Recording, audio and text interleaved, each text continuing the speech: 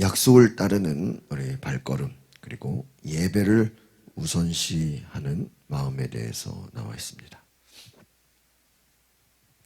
우리가 좀 야곱의 가장 큰 기도 제목인 에서 형과의 화해에 대해서 우리가 어제 공부하면서 하나님이 정말 은혜 가운데 역사하셨고, 하나님이 야곱을 참 기적적으로 살리신 은혜를 보게 됩니다. 400명의 군대를 이끌고 나와서 야곱은 정말 죽을 것 같은 그러한 두려움 속에서 하나님께 기도하고 의지했는데, 정말 그 야곱의 모습을 보고 또 야곱이 자기를 정말 종의 모습으로 낮춰서 에서에게 나아가는 그 모든 과정 속에서 하나님이 정말 극적으로 에서의 마음에 긍휼한 마음을 주시고 용서의 마음을 주셔서 야곱과 정말 화해의 상봉을 이루는 것을 우리가 봤습니다. 20년 만에 만난 야곱과 에서 정말 하나님의 은혜로 서로 화해했습니다. 그런데 이제 문제는 화해한 이후에 이들의 삶을 또 볼 수밖에 없습니다. 에서가 함께 가자, 내가 너를 지켜주겠다, 도와주겠다라고 하면서 야곱에게 제안을 합니다. 근데 야곱은 이제 정말 앞에서 정말 라반에게 얼마나 많은 속임수를 당했는지, 이제는 이 야곱의 모습은 어떤 누구도 믿으려고 하지 않습니다. 그래서 어떤 그럴듯한 핑계를 대면서 에서와 함께 가기를 거절을 합니다. 그리고 하나님과 약속한 베델로 올라가야 되는데, 그 베델로 가는 길이 어떤 산을 올라가는 것 같은 어려움이 있습니다. 고난이 있습니다. 또 야곱의 모습이 지금 또 한도뼈를 또 맞아서 이게 또 잘 걸을 수도 없는 상태고, 여러 가지로 또 본인이 지금은 좀 쉬어야 됐다고 생각한 것 같습니다. 문제는 베델로 올라가지 않고 숫곳이라는 곳에 또 세겜성 앞에 거주를 합니다. 이 세겜성은 당시 정말 많은 사람들이 또 어떠한 정착할 수 있게 아주 환경이 좋은, 인간적인 눈에는 정말 그럴듯해 보이는 곳이라고 할 수 있죠. 그래서 야곱은 베델로 가야 함에도 불구하고 그냥 머물러 버리려고 한다는 것입니다. 그것도 숫곳의 밭을 세겜성 하몰의 아들들에게서 구입을 합니다. 구입을 한다는, 땅을 산다는 건 무엇이죠? 계속 있겠다는 의지인 것이죠. 아버지의 집 가까이 올라간 에서는 아무리 기다려도, 생각해 보세요. 동생이 온다 그랬는데 동생이 올 생각을 안 하는 것이죠. 그러니까 야곱은 형한테 만나자고 해놓고 같이 따라가겠다고 해놓고 또 그 약속을 지키지를 못하는 것입니다. 야곱이 왜 형을 따라 올라가지 않았을까? 또한 야곱은 그 결정을 내림으로 인해서 자기가 가야 할 베델로 가지 않고 바로 세겜, 숫곳으로 가는 것으로 인해서 어떤 결과를 맞게 되는 것인가 우리가 또 볼 수 있습니다. 또 이 결정으로 인해서 하나님이 어떻게 또 야곱에게 역사하시는지를 우리는 보게 되는 것이죠. 12절에서 14절 세 절 말씀 같이 보겠습니다. 시작. 에서가 말했습니다. 자, 이제 가도록 하자. 내가 앞장서봐. 야곱이 에서에게 말했습니다. 형님께서도 아시지 않습니까?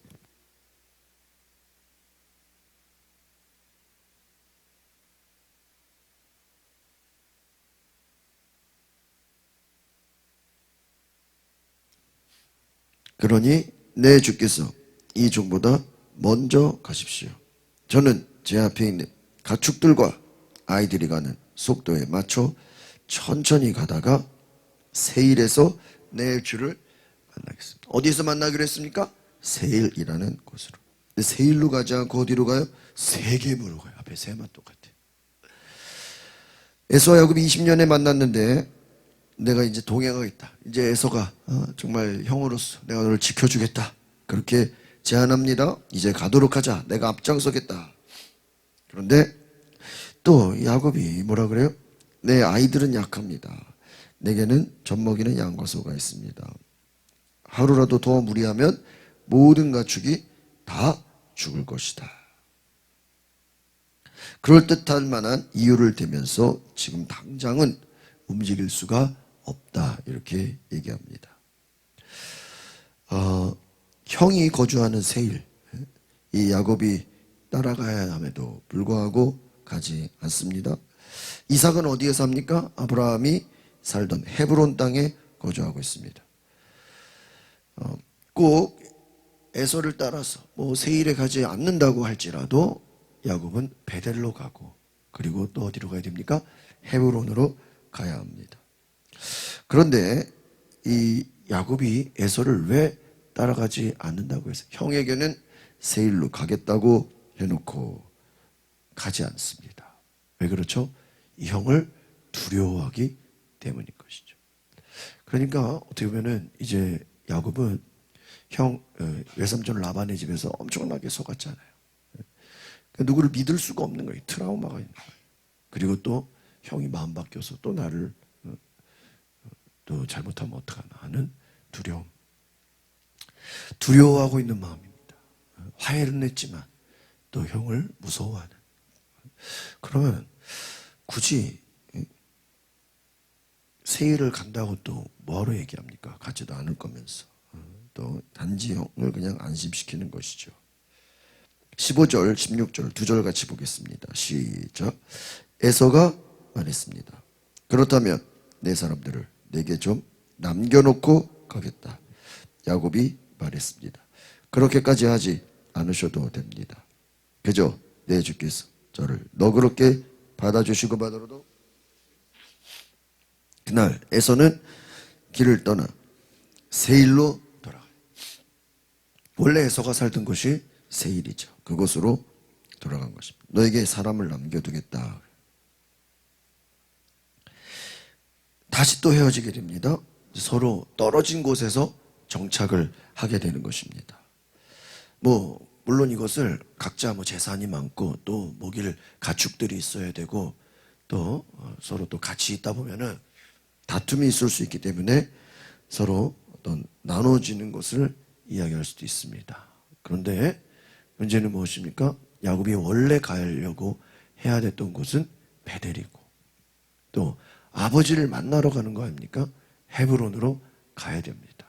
잠시 잠깐은 머물러 있을 수 있지만 거주해서는 안 되는 것이죠.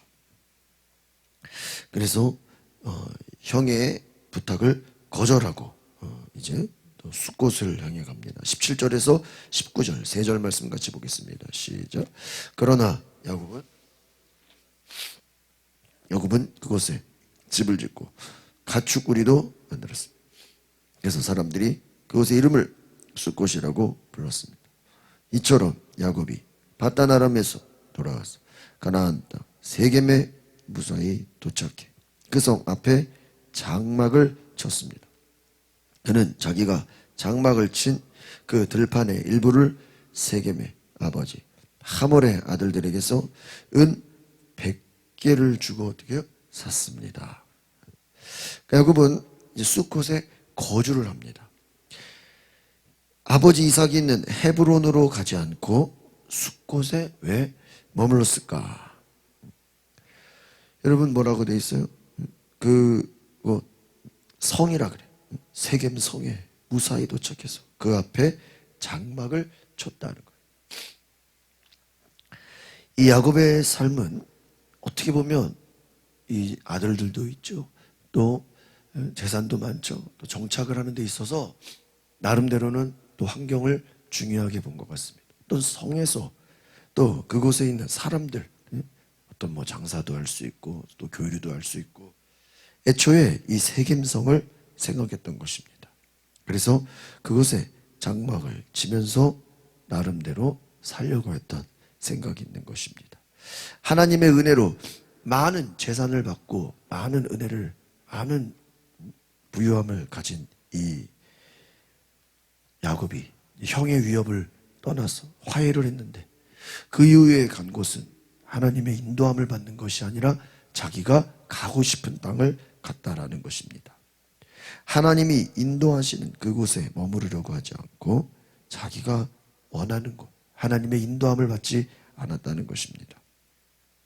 19절, 20절을 같이 보겠습니다. 시작.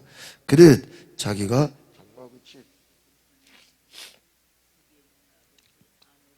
그래서 은 100개를 주고 샀습니다. 20절. 그는 거기에 제단을 쌓고 그것을 엘렐로해 불렀습니다. 아멘. 우리가 이것을 그냥 단순히 보면 야곱이 각자 가고 싶은 데로 가서 그곳에 제단을 쌓고 엘렐로해 이스라엘 하나님을 예배했구나 이렇게 생각할 수 있습니다. 근데 이 엘렐로헬 이스라엘인 것은 하나님을 나의 하나님, 나를 위한 하나님, 나를 위해 존재하시는 하나님으로 생각할 수 있습니다. 뜻이요. 이 가나안 문화라는 게 이 우상숭배 문화잖아요. 이들의 문화는 뭐냐면 다 자기를 위한 신들을 섬겨요. 그러니까 여러분 우상이라는 게 뭐죠? 다 자기의 꿈과 자기의 목적을 위해서 뭔가를 믿는 거예요. 각 나라들마다 어떤 막 우상들이 있지 않습니까? 그 우상들이 뜻하는 게 있어요. 어떤 우상은 아들 낳게 하는 우상, 또 어떤 우상은 건강을 주는 우상, 또 어떤 우상은 또 부유하게 하는 우상. 제가 대만에 갔을 때 그 대만의 음식점을 이렇게 가보니까 그 음식점 입구마다 여러분 무슨 그런 거 보셨을 거예요. 뚱뚱한데 머리는 대머리고 웬 할아버지가 이렇게 지팡이 같이 배는 불룩 나와가지고 머리는 대머리. 금으로 된 그런 게 이렇게 계산하는 데 옆에 있어요. 가는 거 그래서 이게 또 궁금해서 제가 물어보잖아요. 이게 뭡니까? 물어보니까 이게 이제 장사하는 사람들은 머리는 대머리고 그래서 아저씨가 배는 뚱뚱해가지고 완전 그냥 배는 완전 삼삼만. 그 조그마해요, 조그매. 그게 장사 잘 되게 하는 우상이에요. 그러니까 무슨 장식품처럼 되어 있는데 장사 잘 되게 해달라고 옆에다 세워놓는 우상이에요. 그럼 집에 가면 그것만 있겠어요? 공부 잘하게 하는 우상도 있겠죠. 건강하게 하는 우상도 있겠죠. 또 자기 소원과 자기 뜻대로 이루어달라고 하는 뭐예요? 우상도 있는. 이 엘렐로해 이스라엘 제단을 쌓고 이거 그냥 단순하게 보면 야곱이 참 믿음이 좋고 하나님께 감사하는구나라고 볼 수 있겠지만 이 전체적인 배경을 보면 가나안 문화 거기서 살다가 나왔잖아요. 어떤 그곳에 뭔가 타협하고 그곳에 그러한 하나님을 고백하는 신앙으로 자기 마음대로 생각하는 것입니다. 그러니까 자기 이름이 엘렐로헬 이스라엘이 자기 이름이잖아요. 이게 국가나 그게 아니죠. 하나님, 자기를 위한 하나님, 나를 위해 존재하신 하나님, 자기 중심적인 하나님을 고백하는 거예요. 하나님이 가라고 하는 하나님을 만났던 그 베델, 아버지가 계신 헤브론을 가지 않고 세겜으로 가서 또 그곳에 장막을 치고 그냥 잠시 머물 수는 있다고 봐요. 그런데 어떡하죠? 은 100개를 주고 땅을 사요. 그것은 뭐죠? 계속 내가 거기에 있겠다는 뜻이에요. 지금 목표를 상실한 거예요. 우리가 뭘 보게 됩니까? 야곱이 앞에서 어제까지만 해도 형 에서와 화해하려고 정말 형 에서가 자기를 죽이는 것을 알았기 때문에 하나님 나를 구원해달라고 하나님 내 목숨만 건져달라고 정말 하나님과 겨루어 천사와 겨루어 바지가랭이 잡고 나를 축복하지 않으면 나를 에서의 손에서 살려주지 않으면 뭐예요? 나는 그냥 살 수 없습니다라고 막 간절히 목숨 걸고 정말 은혜를 부어달라고 어떻게 했죠? 야곱이 간절히 기도했어. 그런데 그 응답 하나님이 어떻게 해줬어요? 이루어줬어요? 안 이루어줬어요? 이루어줬어요. 그러면 하나님이 원하시는 뜻대로 살아야 돼요, 안 해야 돼요? 살아야 되죠. 여러분이 무슨 문제가 있고 어려움이 있고 고난이 있어서 주님 내 이 문제만 해결해 주시면, 내가 여기서 나를 살려만 주시면, 나를 구원해 주시면 내가 주를 위해 살겠나이다 막 서원하고 난리치고 막 기도해 달라고 그러고 막 온갖 호들갑을 떤 다음에 잘 되고 나면 어떡하는 거예요? 이제부터는 자기 맘대로 사는 거예요. 형 에서하고 이제 화해하고 났어요. 이제 안심이 돼요. 형이 자기를 이제 죽일 것 같지가 않아요. 그러니까 이제 그 위기를 어떻게 했죠? 모면했잖아요. 그 위기를 모면한 야곱의 삶이 어떻게 됩니까? 하나님이 인도하신, 하나님이 가라고 하시는 삶이 아니라 조카 롯이 소돔과 고모라 세상적으로 인간적으로 좋아 보이는 땅에 간 것처럼 하나님이 이끄시는 곳을 가는 게 아니라 내 눈에 내가 머물기 좋아하는 곳에 있게 됩니다. 이방인들이 그 가나안 족속들이 사는 그곳에 가서 살려고 그래요. 그러니까 우리가 야곱의 삶을 보면서 보세요. 20년을 고난받았죠. 뭐 천사와 씨름하여 이겼죠. 이름이 야곱으로 이스라엘로 바뀌었죠. 정말 또 하나님의 은혜로 야곱 에서의 손에서 구원받았죠. 그러나 이 야곱의 삶은 또 여전히 뭐예요? 자기중심적인 삶을 사는 거예요. 그러니까 여러분 우리가 이게 그냥 겉으로 보면 제단을 쌓고 하나님께 예배드렸다 하는데 누구를 위한 하나님이에요? 누구를 위한 하나님? 자기를 위한 하나님이에요. 그러니까 하나님을 자기 하고 싶은 대로 뭐 하려고 하는 자예요? 맞추려고 하는 자예요. 여러분 제가 질문하겠습니다. 내가 하나님께 맞춰야 됩니까? 하나님이 나한테 맞춰야 됩니까? 우리가 하나님께 맞춰드려요. 하나님을 위한 삶을 살아야죠. 하나님이 원하시는 삶을 살아야죠. 야곱은 아직도 내가 원하는 삶에 하나님을 갖다 맞추려고 해요. 그게 지금 이 고백이에요. 여러분 하나님은 이스라엘의 하나님이다. 이거 그냥 자기가 그냥 자기 원하는 대로 고백하는 거예요. 하나님의 뜻이 아니에요. 자기가 하나님을 위해서 희생하고 헌신하는 게 아니라 내가 마음대로 정해놓고 내 하고 싶은 대로 정해놓고 하나님 뭐예요? 나를 위해 도와주신 하나님 이러고 겉으로 포장만 잘 해놓은 거예요. 여러분 야곱이 베델에서 하나님 만나고 그곳에서 하나님의 은혜를 경험하고 또 그곳에서 다시 돌아오겠다라고 했는데 그런데 가지 않습니다. 야곱이 하나님께 소원했죠. 내가 평안히 아버지 집으로 돌아오게 하시면 것이고 내가 기둥으로 세운 이 돌이 하나님의 집이 될 것이고 하나님이 내게 주신 모든 것의 10분의 1을 내가 반드시 하나님께 드리겠나. 이미 앞에서 28장에서 서원을 했어요. 내가 다시 이곳으로 어떻게 하겠다고요? 돌아가겠다. 그리고 아버지 집으로 어떻게 하겠다고요? 돌아가겠다. 그런데 이제 형 에서와 화해를 하고 나니까 아버지 집으로 돌아가려고 하는 생각이 아니라 그냥 머무르려고 그래요. 그리고 야곱은 숫곳에 제단을 쌓고 그 다음에 고백을 합니다. 여러분 이 이후에 이제 어떤 일이 벌어집니까? 정말 하나님 앞에 가려고 하지 않았던 이 야곱의 삶은 이제 우리가 내일 보면 알겠지만 야곱의 이 자녀들이 예상치 못한 생각지 못한 뭐를 당해요? 어려움을 당하게 됩니다. 그리고 안타깝게도 이제 야곱의 삶은 별 특별한 게 없이 이제 마무리로 가게 되고 나중에 야곱이 특별히 또 뒤에 가서 고백하는 게 있는데 그게 뭐냐면 나를 위한 하나님, 나를 지켜주시는 하나님, 나를 오직 자기의 뜻을 위해서만 존재하시는 하나님으로 야곱이 고백을 해요. 이게 또 정상적인 고백은 아니라는 것입니다. 야곱이 정말 많은 훈련을 받고 고난을 당했고 정말 하나님 만났고 하나님이 또 때려서 좀 한도 뼈도 부러지고 많은 시련과 환난과 고난을 겪었지만 여전히 야곱은 자기를 위한 삶으로 내 목숨 하나 지키기 위한 삶에 급급해 있습니다.